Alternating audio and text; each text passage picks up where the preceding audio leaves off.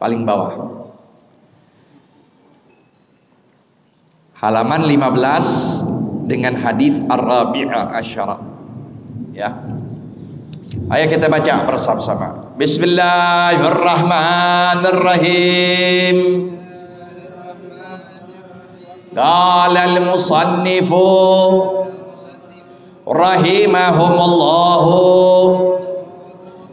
ila an qala al-hadithur rabi'a asyara an ibni Mas'udin radhiyallahu anhu qala qala Rasulullah sallallahu alaihi wasallam la yahillu damu mri'in muslimin illa bi ihdath thalathin at-thayyibu zani wan nafsu bi nafsi wat tariku li dinihi al mufariqu lil jama'ati rawahu al Bukhari wa Muslimun wallahu a'lam bissawab. Rabbi zidna ilma warzuqna fahma.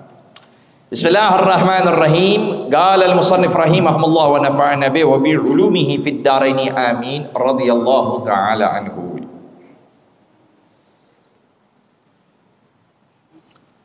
Al-hadithur rabi'a asyara, hadis yang ke-14. An ibni Mas'udin, dari sahabat yang bernama Abdullah bin Mas'ud. Salah satu sahabat yang sangat dekat dengan Nabi, bahkan disebut sahibus sir, teman rahasianya baginda Nabi besar Muhammad. Ya.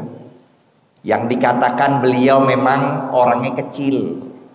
Kecil orangnya. Kayak kita bilang apa ya? Kurcaci. Kecil. Tetapi kata Nabi, dia punya betis, kalau ditimbang nanti di hari kiamat kebaikannya lebih besar dari gunung Uhud. Sekalipun kecil, ya, karena dekat sama Nabi, enggak pernah sedikit pun beliau itu terlihat kotor. Enggak pernah terlihat kotor. Inilah yang memang harus kita jadikan pelajaran, biar bersih jiwa kita, biar bersih badan kita. Bunyaddin ala taharah, dilandaskan agama itu di atas kesucian. Pakai peci rapi, ya, pakai baju koko, sekalipun ngutang nggak apa-apa, belum bayar masih panjer.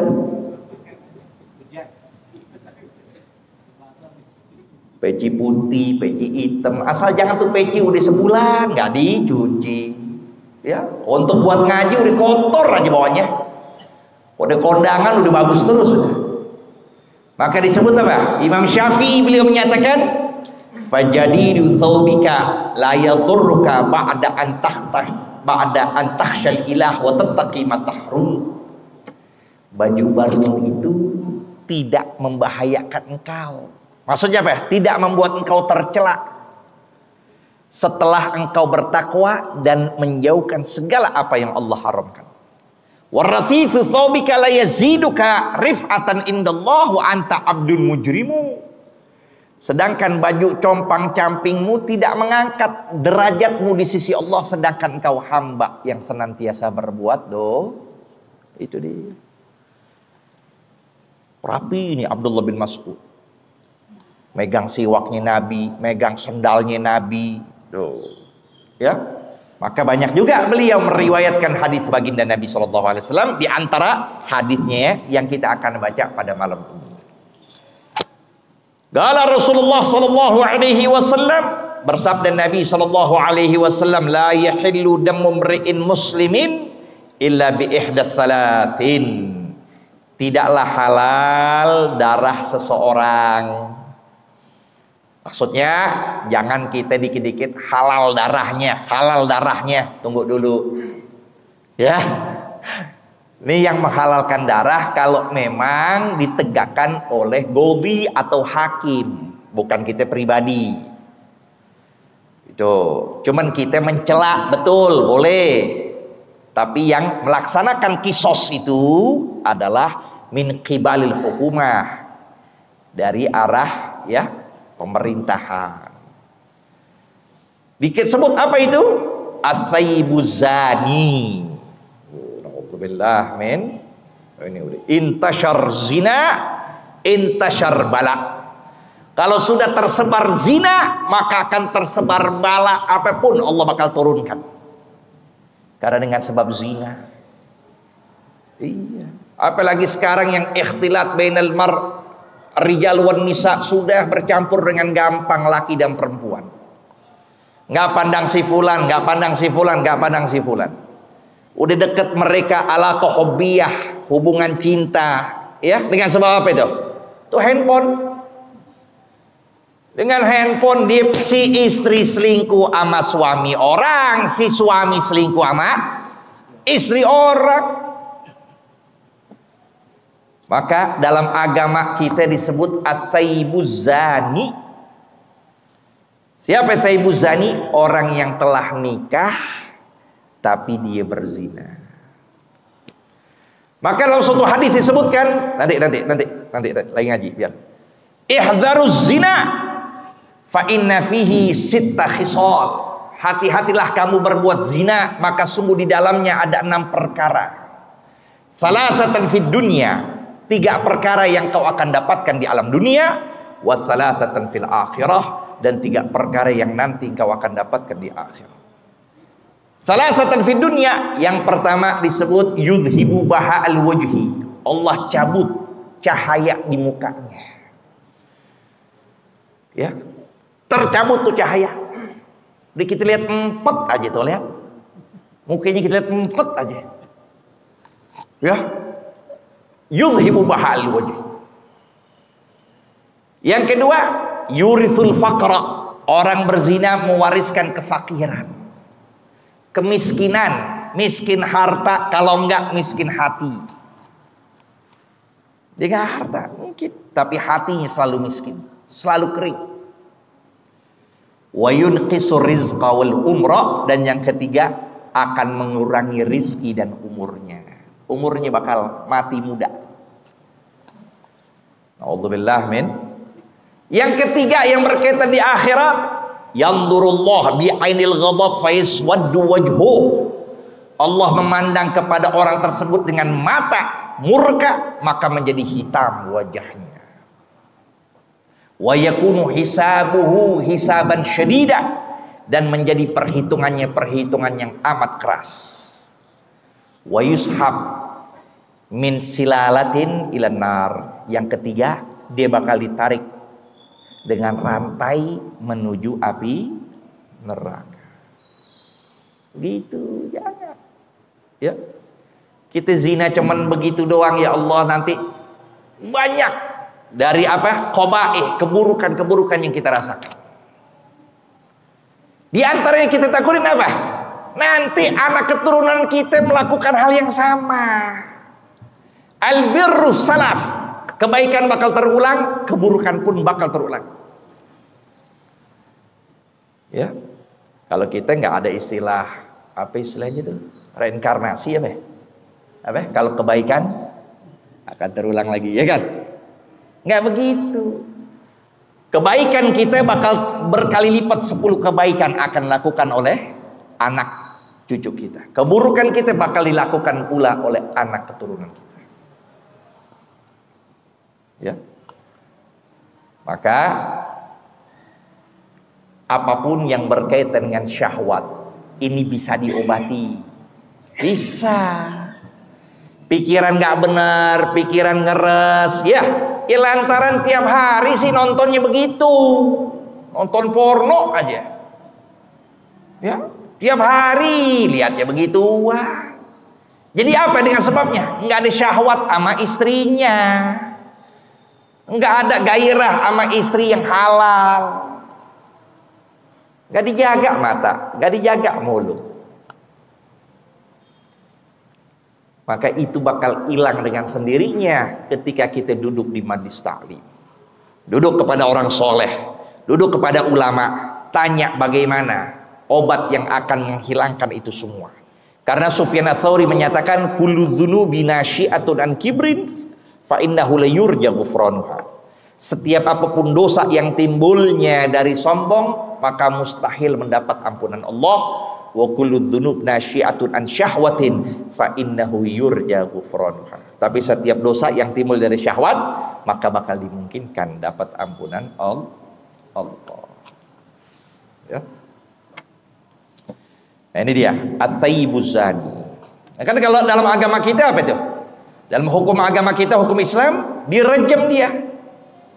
Bagi seorang yang sudah nikah dan dia sudah melakukan hubungan intim bersama istri yang halal, lalu dia melakukan naudzubillah dengan teman kerjanya, dengan ini, dengan itu, selingkuh dia.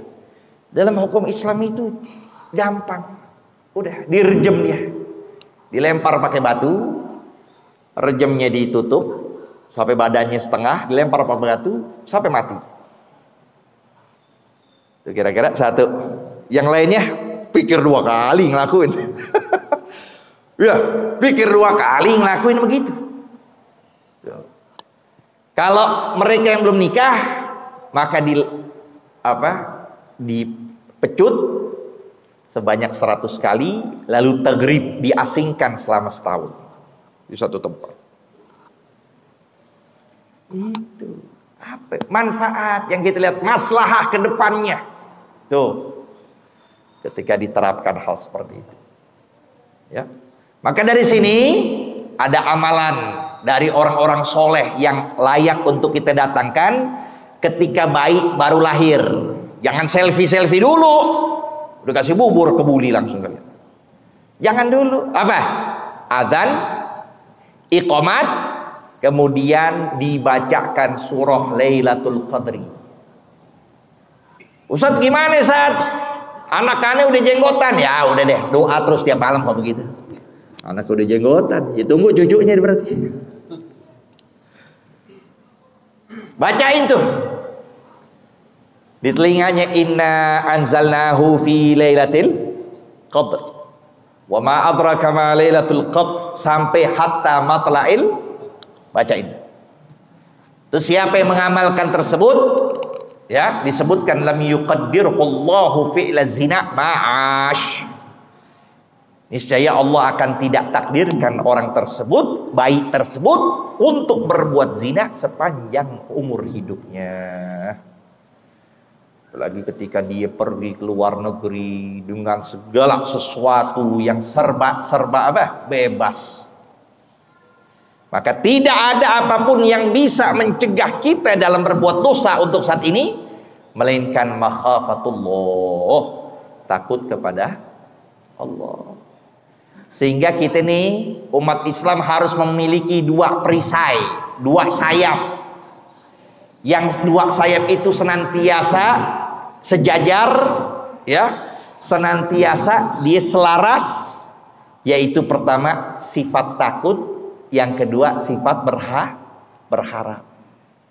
Apa maksudnya? Takut kalau aku terjerumus dalam dosa setelah taubat. Takut terus harus dalam diri kita, di hati kita tancapkan sifat takut pada Allah. Yang kedua harus ada sifat berharap. Maksudnya apa? Kalau ditakdirkan berbuat dosa lagi, maka di situ harus kita yakinkan, aku nggak mau bersama iblis bersamaan, karena roh masih ada dalam jasad, maka taubat Allah buka dengan pintu yang seluas-luasnya. Nah, itu ada 2. Tapi kalau kata ulama, kalau kita lagi sehat, maka dominankanlah sifat takut, bukan sifat berharap. Habis minum khamr udah mata udah ngelek begitu, udah deh, Allah maha kasih, maaf pengampun. Paul tuh namanya begitu, ya. Udah dia zina, udah ngelakuin ini, selalu mendahulukan ucapan roja, ucapan apa? Berharap, udah berharap. Enggak begitu. Kalau kita lagi sakit, sehat, kayak kita alhamdulillah Allah berikan kenikmatan, insyaallah langgengkan sifat sehat wal afiyah. Ya, kalau kita dalam keadaan sehat, maka dominankanlah sifat takut. Takut berbuat ini, takut ini, takut Allah murka. Nah, itu. Tapi kalau udah sakit, udah dikit lagi sakarat, iya kan? Udah, jangan kita ngomong takut atau kita takutin tuh orang sakit. Ah, nih saya penyakit yang udah nih, puluhan orang udah mati langsung deh. Tuh orang kalau lagi sakit begitu, pikiran nggak? Tambah jadi. Ya kayak begini sih. Anda punya temen udah dikober semuanya kayak begini. Jangan. Tapi kita punya sifat berharap. Kasih harapan pada dia. Ente sehat, Allah bakal ampunin dosa ente udah. Habis sehat ini ente taubat sama Allah ya. Jangan minum lagi, jangan nongkrong lagi. Ente udah tua udah kulit udah peot semua. Udah habis ini insyaallah sehat. Udah langsung ngaji deh. Zikir, iya mulai banyakin. Nah, kasih berikan sifat berharap ketimbang rasa takut. Ini yang pertama. Yang kedua, wan nafsu binafsi. Artinya apa? Ketika seorang dibunuh, maka hak buat keluarga untuk menegakkan kisos buat dia. Tuh, ya itu juga tadi, ya. Kisos di sini harus juga dilihat. Kalau bunuhnya secara sengaja, bukan bunuhnya secara dia, ya. Misal, contoh dia lagi nembak senapan, lagi buru burung. Tiba-tiba lewat pala orang, meledak tuh palanya udah hancur, ya. Nah itu khotok namanya, itu nggak boleh dengan kisos, tapi harus ada saksi itu semua. Tuh. Jadi ada kisos, jiwa dengan jiwa. Kalau keluarganya memilih dia, ya udah dia. Jadi ada goab, ada dia. Kalau dia apa? Gantinya tuh. Ganti dari harta yang dibunuh. Berapa? Kalau dalam masalah fikih 100 unta. 100 unta. Ini unta yang bagus, yang harga 50-an, nah kali 100 itu. Ya. Untuk mengganti ruh yang keluar dari jasad keluarganya. Tapi kalau syaratnya itu, di antara syaratnya bahwa yang qatil, yang membunuh bukan ayah atau ibunya. Tuh, lihat tuh dalam agama. Bayangin tuh Islam tuh. Ya, benar-benar memberikan kepercayaan kepada orang tua. Kalau orang tua yang membunuh anaknya sendiri, nggak ada kisos. Kenapa? Islam memberikan kepercayaan bagaimana kasih sayang orang tua nggak mungkin sekejam itu, nggak mungkin sebejat itu. Nah terus yang terjadi sekarang, bayi lahir langsung diapain? Dibunuh. Bayi lahir diapain? Dibuang, ditaruh di WC. Karena tuh hubungan gelap, mati lampu. Ya, mati lampu. Itu dia. Karena yang masuk ke dalam mani, yang masuk dalam rahim tuh perempuan bukan mani muhtaram, tapi mani haram. Kalau sudah mani haram, nggak ada lagi rasa kesian, nggak ada. Nggak ada lagi rasa kasih sayang kepada anaknya, nggak ada. Kalau di mani haram, itu terjadinya begitu.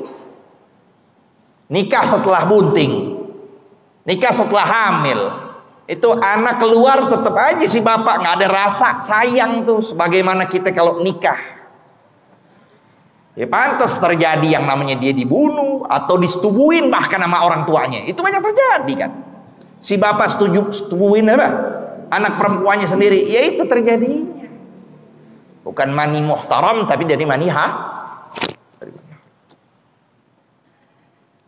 Tapi kalau enggak, lihat Islam memberikan kepercayaan. Kalau seandainya sekalipun orang tua membunuh anaknya, maka tidak ada kisos. Itu begitu. Sehingga ada seorang ya yang digugat oleh anaknya di hadapan Rasulullah SAW. Dikatakan, wahai Rasulullah, ayahku ngambil hartaku.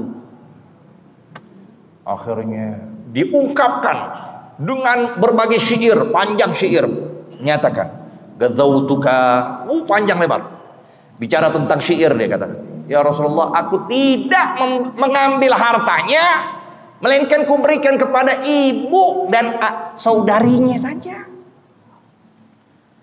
Maka langsung Nabi menyatakan kepada orang tersebut, sampai kalau nggak salah suatu riwayat Nabi dorong itu anak, seraya menyatakan, anta wa maluka li abik. Jiwa ente, harta ente itu sebenarnya buat ayah ente sendiri, bukan buat kamu, tapi buat orang tua. Itu hukukul walidain saat ini luar biasa, durhaka sama orang tua di mana-mana, gugat, udah bisa menggugat sekarang, anak menggugat, hakim mempersilahkan anak menggugat orang tuanya sendiri. Bayangin itu, gimana rasa? Ya salah orang tua itulah, ya kan? Makanya Sayyidina Umar bin Khattab sempat ngomong kepada orang tua, ya, ketika si anak mengeluh kepada Sayyidina Umar, dinyatakan, ya Amir Mukminin, aku punya orang tua, dia namain aku dengan nama yang jelek, dia memilih ibuku dengan milih ibu yang gak bener asal usulnya. Tuh. Lalu dia gak ngajarin aku. Maka dipanggil orang tuanya. Apa yang dikatakan? Anta ta'uqqa ibnaka qabla an ya'uqqak. Engkau sudah berbuat durhaka kepada anakmu sendiri sebelum dia mendurhakaimu.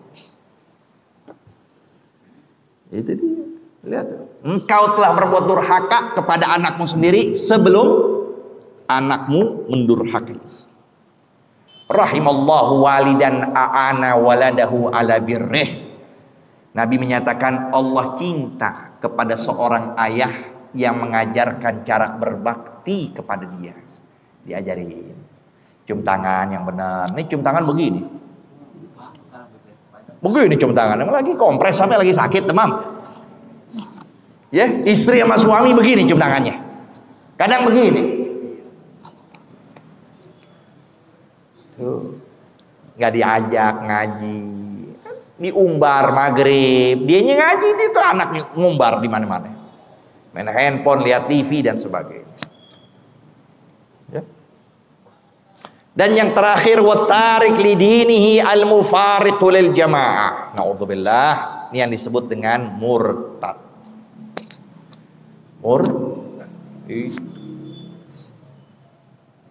Disebut a'zamul kabair. Dosa besar yang paling besar adalah murtad, riddah. Tapi kalau kita perhatikan, sebenarnya mereka yang keluar dari agama Islam kebanyakan yang nggak masuk akal dalam pikiran kita. Maksudnya apa? Orang awam sendiri bisa ngejawab kenapa dia keluar Islam. Pertama, ini yang paling fundamental, prinsip apa? Ma'isyah, uang. Tuh, karena miskin keluar agama. Coba dia diingetin sama hadis Nabi apa? Ka'adal faqru an yakuna kufra. Hampir kefakiran mendekati kekufuran. Tuh, lantaran supermi, lantaran itu, lantaran atu, dan semuanya. Yang kedua, nih pertama dunia. Yang kedua apa? Jauh dari agama. Emang dia hidup di lingkungan keluarga yang ba'id aniddin, jauh dari agama, jauh dari nilai-nilai agama. Nggak tahu itu, yang baca Quran aja nggak bisa. Ngaji nggak benar. Nggak duduk sama ulama, ngandelin YouTube doang. Nggak ngaji face to face langsung, muqabalah. Dia nggak dalamin. Tuh, ini dia. Ini sebab raisi, sebab yang inti kenapa banyaknya orang yang keluar dari. Tapi dari hikmatullah, ya, dari rahasia Allah yang Allah berikan, kebanyakan orang yang masuk ke dalam agama Islam ketimbang orang yang keluar dari Islam. Kebanyakan. Dan subhanallah apa? Orang yang sudah masuk ke dalam agama Islam, kebanyakan mereka adalah orang yang gak mungkin masuk dalam agama Islam melainkan dengan berbagai macam keadaan. Mereka lalui itu pengalaman-pengalaman, mereka lalui dengan perenungan, mereka mungkin dengan studi banding, semua. Sampailah Allah berikan hidayah masuk ke dalam agama Islam dan menjadi seorang muslim yang hakiki, yang kafah betul-betul, yang kokoh keimanannya. Nggak pernah tinggal qiyamul lail, nggak pernah tinggal sholat jamaah, nggak pernah tinggal Senin Kemis. Lebih hebat dari kita. Lebih hebat dari kita yang muslim bawaan. Muslim orang tua. Dia begitu. Wala tamutunna illa wa antum muslimun. Sayyidina Umar bin Khattab, beliau apa yang katakan? Beliau katakan nahnu adillah. Nahnu adillah. Kami ini sebelum masuk Islam ini orang-orang hina. Fa'azzallahu lana bil Islam. Maka kami menjadi mulia dengan Islam. Faman ibtagha ghairal Islam fa'adzallallahu Allah. Siapa orang yang mencari kemuliaan pada selain Islam, pasti Allah akan hinakan dia. Dan orang keluar dari agama Islam nggak dapetin apa-apa, nggak dapetin kecintaan orang kagak, pamor kagak, reputasi kagak, melainkan semakin hina sampai akhir hayatnya. Naudzubillah min. Maka disebut dosa yang terbesar ini pertama apa? Syirik, keluar dari agama. Terus yang kedua al-qatlu dzulman, membunuh dalam keadaan sengaja. Yang ketiga zina. Yang keempat qadzaf. Arti qadzaf diucapin kepada seorang antazani, ente penzina, padahal nggak ada bukti. Atau pada istrinya ngomong antazania, antizania, padahal nggak ada bukti. Terus kemudian syurbil khamr, minum khamr. Lalu yang keenam sariqah. Sariqah, ngerampok. Sendal guru dirampok juga, di masjid juga dirampok. Yang ke-7 riba.